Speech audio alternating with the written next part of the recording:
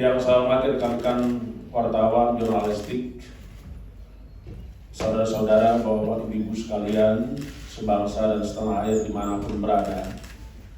Pada sore hari ini tentu kita mengikuti berita dari kemarin bahwa KPK untuk kesekian kalinya melakukan tangkap tangan terhadap para pelaku korupsi. Hal ini membuktikan bahwa korupsi masih ada, dan ini menjadi keprihatinan kita semua. Tetapi KPK tidak akan pernah lelah, tidak akan pernah berhenti untuk memberantas korupsi sampai Indonesia betul-betul bebas dan bersih dari praktek-praktek dan bebas dari lilitan dan belitan perkara korupsi. Saya mohon maaf pada sore hari ini rekan-rekan harus menunggu dengan sabar, karena perlu diketahui bahwa untuk mengungkap suatu peristiwa pidana termasuk tindak pidana korupsi tentu membutuhkan ketelitian, kecermatan, dan tentu juga kita harus memegang teguh azas-azas praduga tak bersalah, persamaan hak di muka hukum, dan juga tetap menjunjung tinggi tugas pokok KPK, kepentingan umum, kepastian hukum, keadilan, transparan, proporsionalitas, dan juga menjunjung tinggi azas manusia. Alhamdulillah pada sore hari ini kita bisa tuntaskan dengan kerja keras segenap insan KPK. Kami sudah bisa merumuskan dan membangun konstruksi perkara tindak pidana korupsi yang terjadi di wilayah Kota Bekasi. Adapun penjelasan akan kami sampaikan sebagai berikut terkait dengan kegiatan tangkap tangan dugaan tindak pidana korupsi berupa penerimaan sesuatu oleh penyelenggara negara atau yang mewakili terkait dengan pengadaan barang dan jasa serta lelang jabatan di pemerintahan Kota Bekasi. Rekan-rekan yang saya hormati, hari ini kami akan menyampaikan lengkap bagaimana kronologis pengungkapan perkara korupsi tersebut dan siapa-siapa yang terlibat, yang menjadi tersangka, termasuk juga bukti-bukti apa yang bisa kami sajikan kepada rekan-rekan sebagai asas transparansi dan akuntabilitas tentang penegakan hukum yang dilakukan oleh KPK. Karena satu prinsip, penegakan hukum tidak boleh melanggar hukum itu sendiri. Pada kegiatan tangkap tangan, tim KPK mengamankan 14 orang pada hari Rabu pada tanggal 5 Januari 2022 sekira jam 14.00 di beberapa tempat wilayah di Kota Bekasi, Jawa Barat, dan Jakarta. 14 orang tersebut antara lain RE, Wali Kota Bekasi periode 2013, 2018, dan periode kedua 2018-2022. Yang kedua adalah AA, swasta, Direktur PT-ME. Yang ketiga NP, Namdia Vektor, maklar tanah. Nomor 4, BK, staf sekaligus ajudan daripada saudara RE. Kelima, MB, Sekretaris Dinas Penanaman Modal dan PTSP, Kota Bekasi. Keenam, HR, Kasubag TU, Sekretariat Daerah Kota Bekasi. Ketujuh, SY, Direktur PT KBR dan PT HS. Kedelapan, HD, Direktur PT KBR dan PT HS. Kesembilan, MS, Camat Rawalumbu. Ke-10, JL, Kepala Dinas Perumahan, Kawasan Pemukiman dan Pertanahan Kota Bekasi. 11, AM, Staf Dinas Perindustrian. 12, MY, Lurah Kati Sari. 13, WY, Camat Jati Sampurna. Dan yang ke-14 adalah LBM swasta. Perlu kami sampaikan juga bagaimana kronologis pengungkapan sehingga tertangkap tangan para pelaku korupsi bermula dari laporan masyarakat atas informasi tentang adanya dugaan penyerahan uang kepada penyelenggara negara. Selanjutnya KPK pada tanggal 5 Januari 2022 tim menggerak kepada 7 menuju lokasi di kota Bekasi. Tim mendapatkan informasi jika uang akan diserahkan oleh MP selaku Sekretaris Dinas Penanaman Modal dan PTSP Kota Bekasi kepada Wali Kota Bekasi. Tim KPK melakukan pengintaian dan mengetahui jika MP telah memasuki rumah dinas Wali Kota Bekasi dengan membawa sejumlah uang dan diduga telah diserahkan kepada Wali Kota Bekasi. Selanjutnya sekira pukul 14.00 bergerak mengamankan saudara MP pada saat keluar dari rumah Wali Kota Bekasi. Selanjutnya tim KPK memasuki rumah dinas Wali Kota dan mengamankan beberapa pihak diantaranya RE, MY, BK, dan beberapa ASN dari pemerintah Kota Bekasi.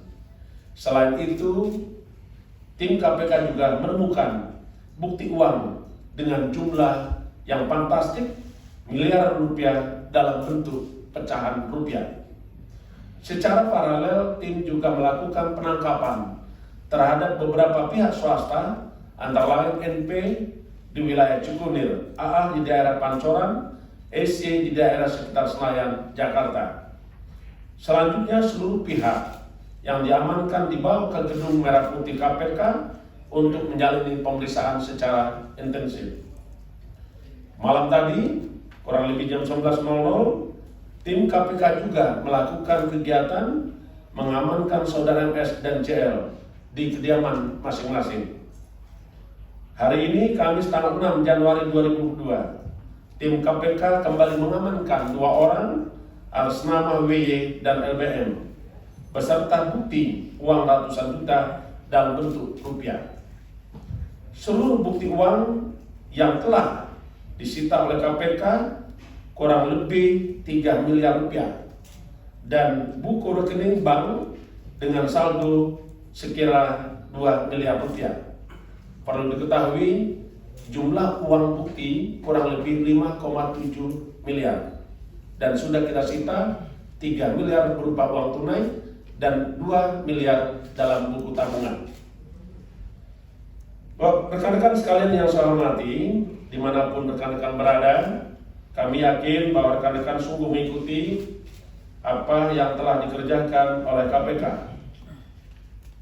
Kami ingin sampaikan juga terkait dengan konstruksi perkara yang lain, tetapi masih dalam satu kesatuan dalam proses tangkap tangan.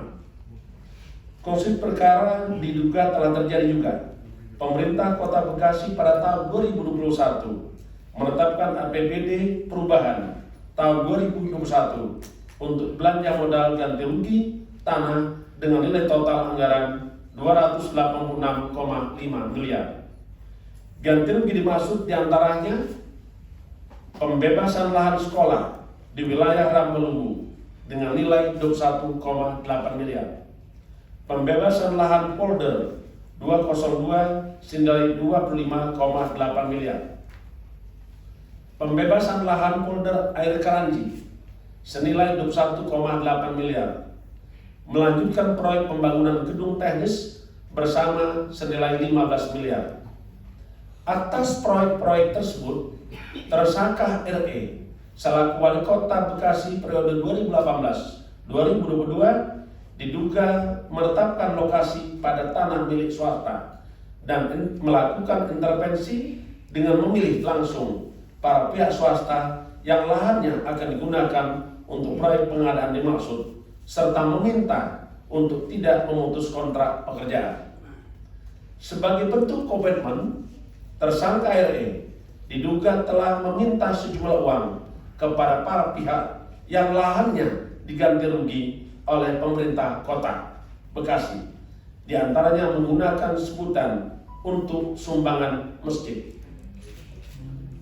Selanjutnya, pihak-pihak tersebut menyerahkan sejumlah uang melalui perantara orang-orang yang merupakan kepercayaan, yaitu saudara JL yang menerima uang sejumlah 4 miliar rupiah dari LBM, WY yang menerima uang sejumlah 3 miliar dari MS, dan mengatasnamakan sumbangan ke salah satu masjid yang berada di bawah yayasan milik keluarga RE sejumlah 100 juta rupiah dari SY. Selain itu, tersangka RE juga diduga menerima sejumlah uang dari beberapa pegawai pada pemerintahan Kota Bekasi sebagai pemotongan terkait posisi jabatan yang diembannya di pemerintah Kota Bekasi. Jadi ada pungutan juga ya. Uang tersebut diduga dipergunakan untuk operasional tersangka RE yang dikelola oleh MY, yang pada saat dilakukan tangkap tangan tersisa uang sejumlah 600 juta rupiah. Jadi ada uang operasional yang disita oleh KPK. Di samping itu juga terkait dengan pengurusan proyek dan tenaga kerja kontrak di pemerintahan Kota Bekasi, RE diduga menerima sejumlah uang 30 juta rupiah dari AA melalui MB. Berdasarkan hasil pemeriksaan keterangan-keterangan para saksi dan bukti-bukti yang telah dikumpulkan oleh KPK, KPK berkesimpulan terdapat 9 orang tersangka dalam perkara tangkap tangan dugaan tindak pidana korupsi menerima hadiah yang dilakukan oleh penyelenggara negara. Para tersangka tersebut sebagai berikut. Sebagai pemberi ada 4 orang. Pertama AA, kedua LBM, yang ketiga SY, yang keempat MS. Sementara sebagai penerima tersangka RE, MB, MY, WY, dan JL.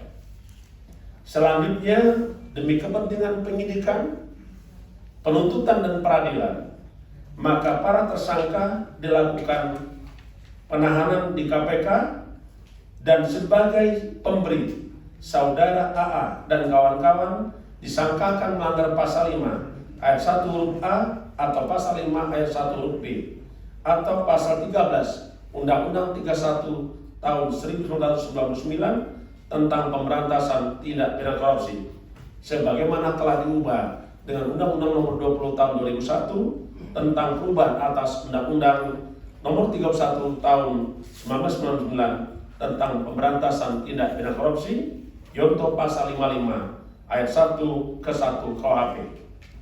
Sebagai penerima, RE dan kawan-kawan disangkakan melanggar pasal 12 huruf A dan pasal 12 huruf B atau pasal 11 atau pasal 12 huruf M serta pasal 12 B besar Undang-Undang Nomor 31 Tahun 99 tentang pemberantasan tindak pidana korupsi sebagaimana telah diubah dengan Undang-Undang Nomor 20 Tahun 2001 tentang perubahan atas Undang-Undang Nomor 31 Tahun 99 tentang pemberantasan tindak pidana korupsi, yaitu pasal 55 ayat 1 ke 1 KUHP. 9 tersangka tersebut ditahan mulai tanggal 6 Januari 2022 sampai dengan tanggal 25 Januari 2022. Penahanan dilakukan di Rutan Pomdam atas nama tersangka AA, LBM, SY, dan MS. Sementara di Rutan Gedung Merah Putih tersangka RE, WY, MB, MY, dan JL. Kita masih dalam keprihatinan protokol kesehatan, maka para tersangka akan dilakukan untuk membatasi penyebaran COVID.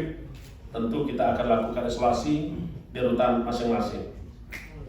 Rekan-rekan sekalian yang saya hormati, tantangan yang dilakukan pada awal tahun 2002 ini menjadikan bukti bahwa KPK tidak pernah berhenti untuk memberantas korupsi.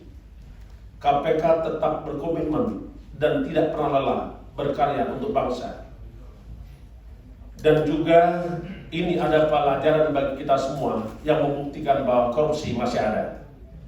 Saya berharap, kita semua berharap, seluruh anak bangsa berharap untuk para penyelenggara negara tidak memanfaatkan jabatannya untuk memperkaya dirinya untuk melakukan praktek-praktek korupsi, dan pegang teguh sebagai amanat rakyat untuk berbakti kepada negeri, mengabdi untuk Ibu Pertiwi. Jauhkan perilaku-perilaku korupsi dari diri kita masing-masing.